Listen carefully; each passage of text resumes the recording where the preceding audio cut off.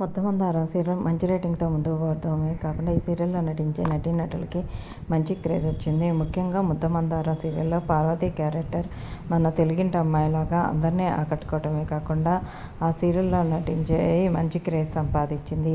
తర్వాత అత్తారింట్లో అక్కా చెల్లెళ్ళు వరుస సీరియల్తో అందరినీ ఆకట్టుకోవడమే కాకుండా మంచి క్రేజ్ సంపాదించింది.